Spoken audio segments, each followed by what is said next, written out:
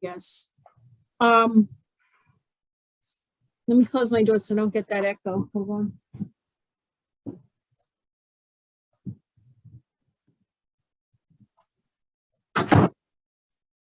Well, we all know one another, but for the record, just enter your name and your affiliation in the chat. We've all said hello already, but just so we have that record on hand. And this webinar or meeting is being recorded, and your participating is implied consent that you're okay with that. Okay. Hey, Linda. Oh, Grace. Hi there. Oh, hi, Stephanie. Hi, Gerald. Hi, Stuart. Okay, a few more people.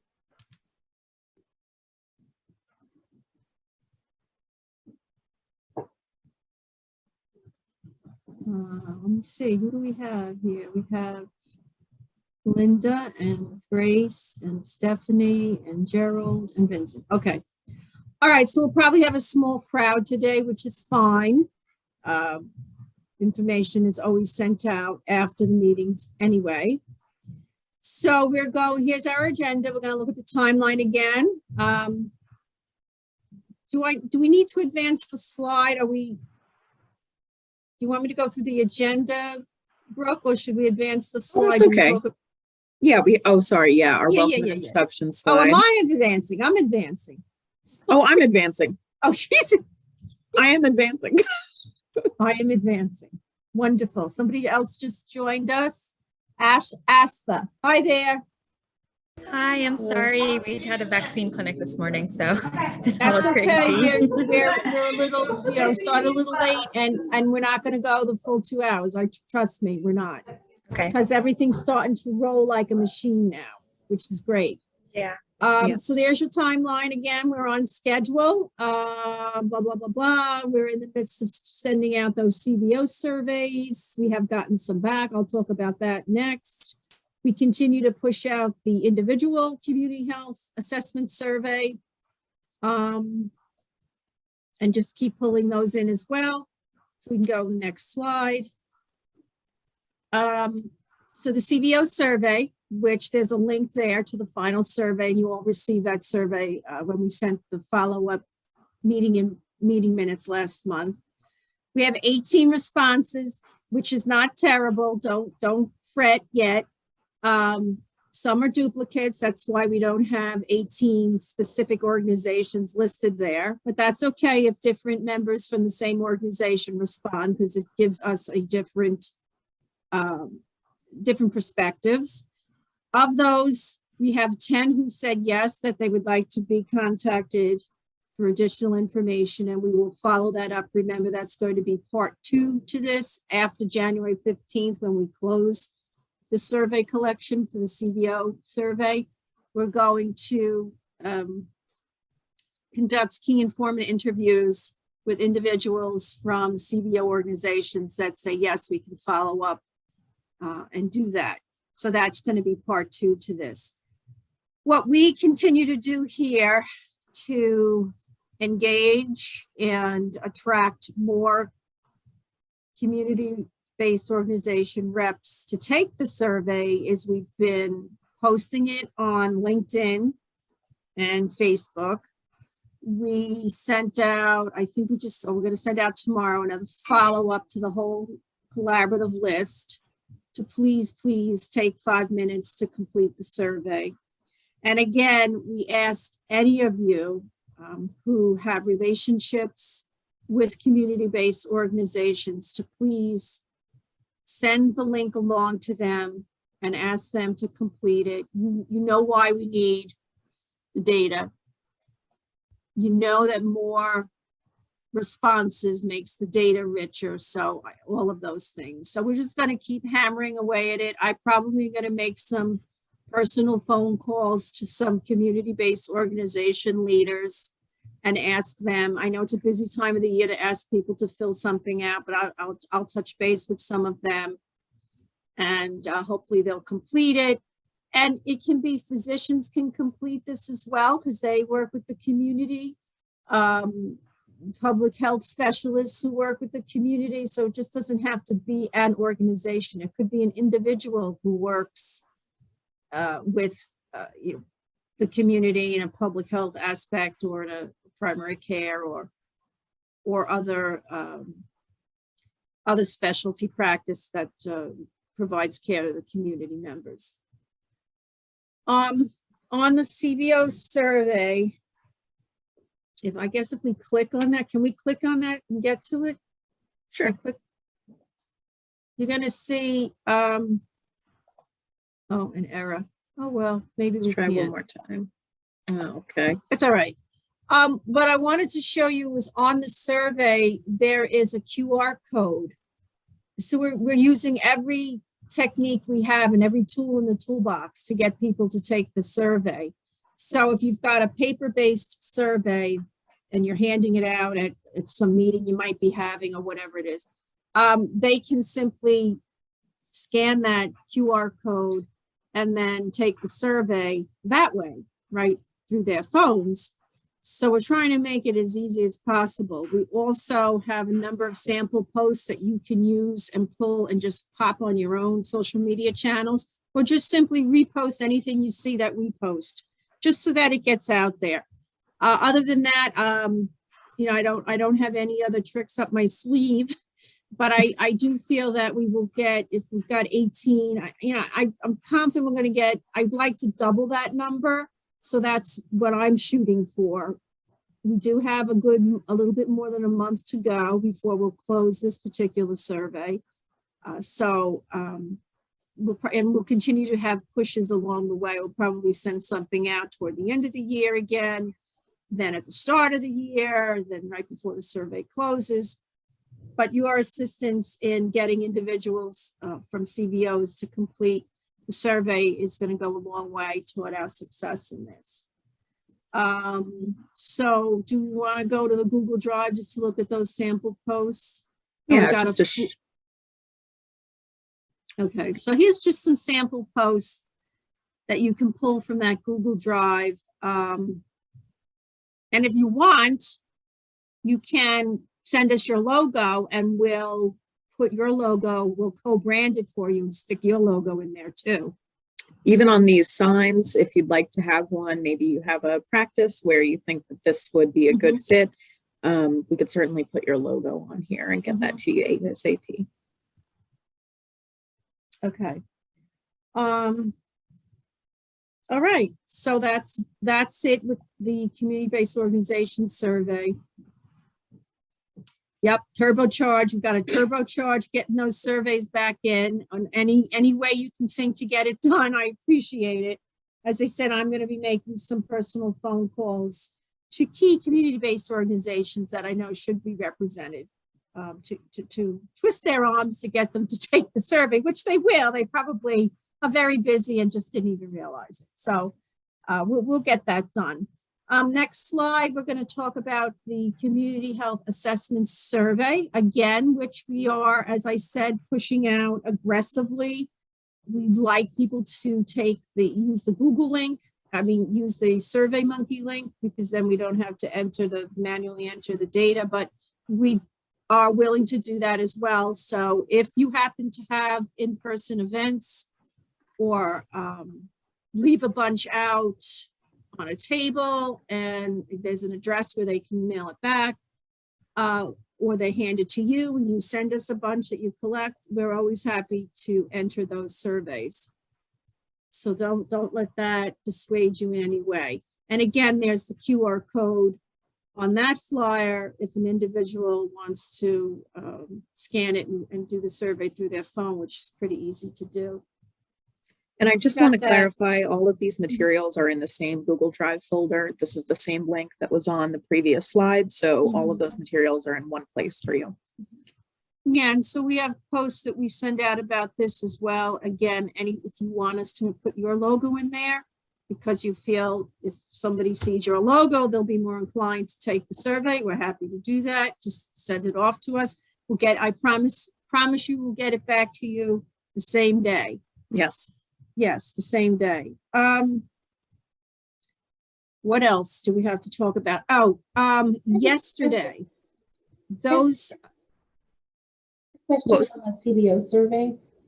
Do you mind if more than one person fills it out at a particular organization? I can't hear what you said, Linda. Oh, sorry. Do you mind if more than one person fills it out from a particular CBO? Well, we had that already. They're different individuals. They do name themselves. So I think it's okay because you get different perspectives from the same organization. I think it's okay. What was I going to say? Oh, yesterday, for those of you who've been involved with the collaborative from our early days, you may recall that with our academic partners, Stony Brook University, Adelphi University, Harsh University, we engaged in a qualitative analysis project to find out from among library directors and some of their key staff what social support and health needs do patrons ask them about on a routine basis. And as you know, libraries are a trusted resource and many community members turn to them for information about housing and employment and how to fill out an application perhaps for insurance. Many also go there for information for health screenings, information about nutrition, et cetera, et cetera. So I'll kind of give this a quick summary as best I can. I had seen an article in Health Affairs back in January of 2017 called Beyond Books, and it talked just about what I described, research that was going on in the Philadelphia library system, which is an urban system, about what the questions and the concerns that were being presented to library staff and how, if they were able to, and their ability to answer those questions and provide that assistance, because they're not social workers, they're not community health workers, they're librarians, they're clerks, front desk clerks, reference librarians, etc. So that was going on, and we read that, and of course the research showed that so many people do turn to their libraries for needs beyond books. So we got the idea, maybe we could do something similar research here on Long Island through the Long Island Health Collaborative and with our academic research partners. Long story short, we did connect with the UPenn researchers. We discussed it. They said, yes, great. They put us on their IRB, and ours became the suburban study, right, of how suburban libraries, the directors and staff answer and meet the needs of their patrons.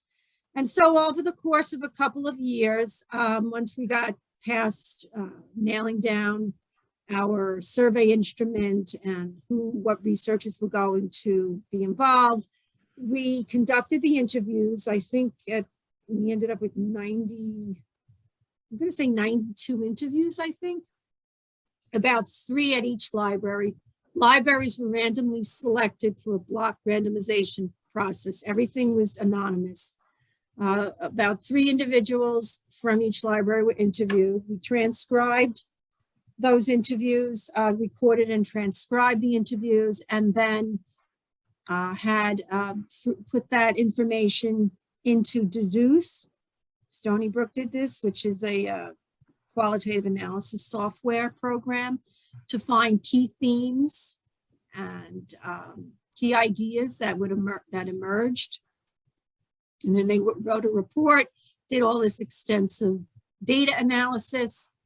And finally, the research concluded just in time for the pandemic. I think the last interview was done in February of 2020, which was great for us. So it was concluded. And then we had a little bit of a lag time because then we couldn't have the students come in and do the qualitative analysis of the data that was collected, et cetera. But anyway, it's finally done. I wrote a report about it because we promised library directors that we would do that, and we promised collaborative members that we would do that and share the findings. They very much corroborate what we have found in our community health assessment survey, the individual survey that we send out. Mental health, chronic disease continue to rise to the top. And that report is now available on our website. It is a great secondary source for your community health needs assessment data. You can look at it, since it did look at programming, and this did take place during the last prevention agenda when the priorities were a little bit different. But nonetheless, there's a lot of great information in there. We did a presentation to all the library directors yesterday in Nassau and Suffolk, a Zoom presentation, and they were very thankful for this report, and sounded to me like many of them are going to use this to advocate for funds, for more programming, for maybe supplies and space, more space, whatever it might be, so they can meet the needs of their community. So I thought that was a very good outcome for this research project, which I'm very happy to say is now behind us. So it's on our website, as is, and we'll be sending it out when we send the follow-up information from this meeting as well. But it's a quick read. It's only like a 5-6 page, well, maybe it's more than 5 or 6 pages. It's a quick read. It's a good summary of what happened and what occurred and what was found. So that's there for your use. So there's that. Just a little more about the findings on this slide. The top 5 identified needs, right? So this is what we've been seeing.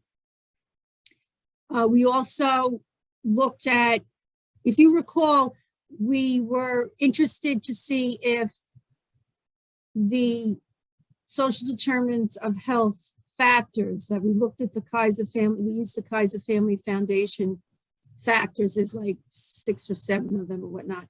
When they went through the data, the recordings, they had that in mind. That was kind of helped frame the coding that they did, as did the priorities listed in the prevention agenda from 2013 to 2018. So that's kind of what, those were the kind of the top needs identified. I think moving forward, a great study to do would be post-pandemic, if we ever get there, to compare what libraries are now offering and what the needs are now compared to what they were before. I have a feeling mental health is still going to be at the top. Perhaps, I think homelessness will still be way up there. I think food insecurity is going to move up. Those are just my feelings. So we thought that would be a great opportunity for further study. Whether that actually happens, I don't know, but would be interesting to see what happened. It also was curious. I felt that just at a time when libraries were needed the most during the pandemic, if you recall back in, when was it declared a state of emergency? Back sometime in March, right, of 2020, and everything shut down. They shut down just at a time when perhaps they were needed the most in the community, which was kind of a shame. But they did quickly pivot and provided lots of Zoom meetings and online services. I think by June, the end of June, I think some of them were coming back online to do that. So it would be interesting to see during that time what perhaps their attendance was, what perhaps their engagement was with the community, even though it was in an online format. I see Gerald has his hand raised. Gerald, you can just speak. You don't have to raise it. You can ask a question.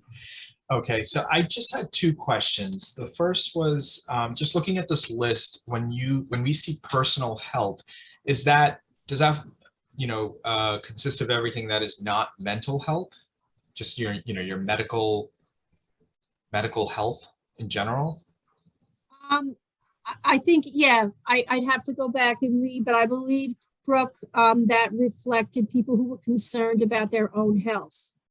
Yes. Your physical health. Okay. Your physical health. Yes. Okay. And then my second question was about technology literacy. So does this also, is this more about not knowing how to use technology, or is it really about technology access, not having access to technology like both. computers or It's, phones? they It's identified both. both. Okay, Yeah. got it. And the researchers, I was not a researcher. I helped coordinate this and we funded the recordings and all of that. You're paying for the transcription. But the researchers have written this study up, hopefully for placement in a peer-reviewed journal. And once hopefully it's accepted, then we will also share that reprint with everyone. And there it goes into much more detail. There's quotes. They have quotes from some of the transcriptions to serve as examples. That's great. Yeah. So, and of course you can speak to the researchers and I can give you their names if you have further questions. What I provided was really just a summary of the project and highlights of what was found. Yep, that'd be great. Thank you. Okay. I see this too. Let me see what's in the chat here. Beautiful job. Thanks for sharing. Oh, okay. Thank you. Thank you. All right. I guess we could go to the next slide. Yeah, I told you we weren't going to be on the phone long. I knew this was going to be a short one. See, and all those people who didn't join us missed out on a short meeting. Anyway, we're still on track. As I said, we're still collecting the community health assessment survey data, right? We ask everyone to push it, get everyone you can think of to complete it. They have been coming in. We will be analyzing via our timeline, I think the end of like February, March is around there. Same thing with that community-based organization survey. We're on track. We're on schedule. What's that? Sorry about that. Oh, I'm just okay, capturing attendance I here. didn't know. So, and then after we close the community-based organization survey around January 15th, that's when we will start connecting with those individuals who have indicated a willingness for a follow-up in-depth key informant interview. And that'll probably take us a few weeks or so to do that. Then we will run that through qualitative analysis software. And we'll have a report, that report as well, which will be a supplement to the report that we received for the community-based organization survey responses. Does anybody have any other question? There was something else I wanted to share.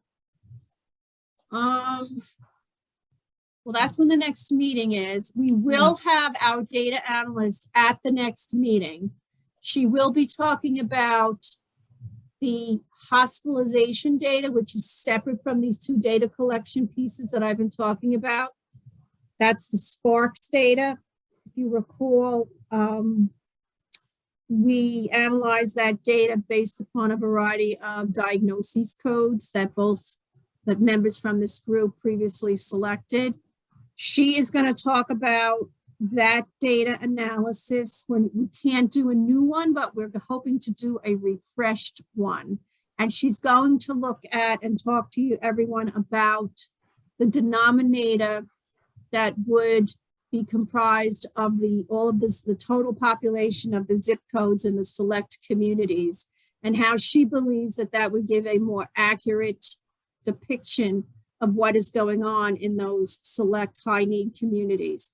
She explained it to me. I understood it at the time, what she was referring to. Brooke got it too. We both had a eureka moment.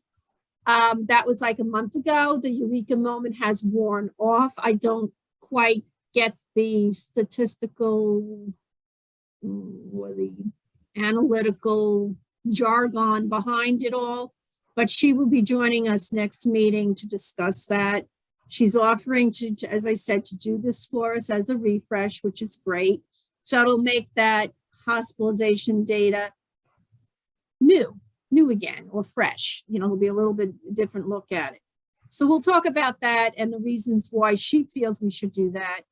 And then, of course, my colleagues who are experts in epidemiology, I asked, and data analysis, I asked you to jump in on that call next month so that you can provide your insight as well and your expertise as well.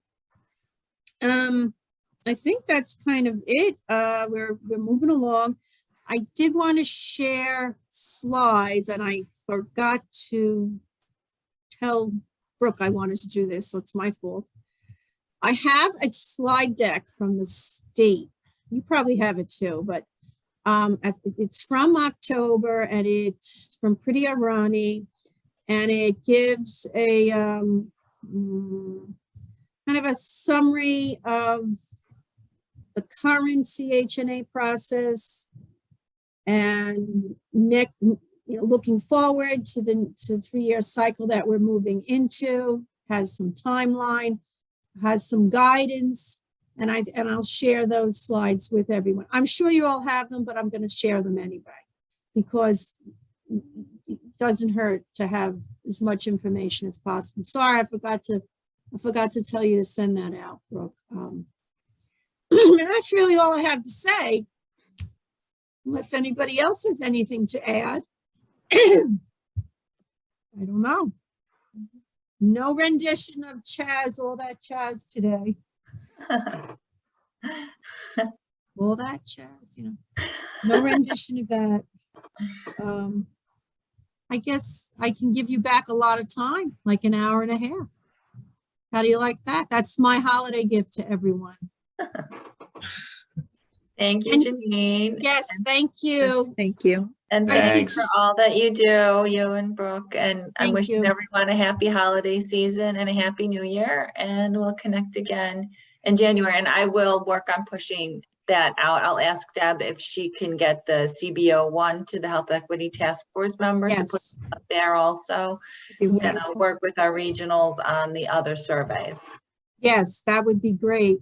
Ashley, you don't have any questions? You're good on your end there?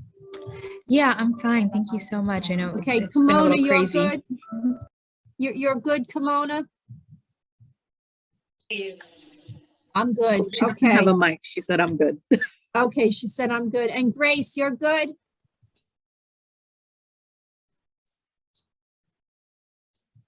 Anyway, I see Grace. Well, I see she has the Caduceus symbol, but I don't see Grace.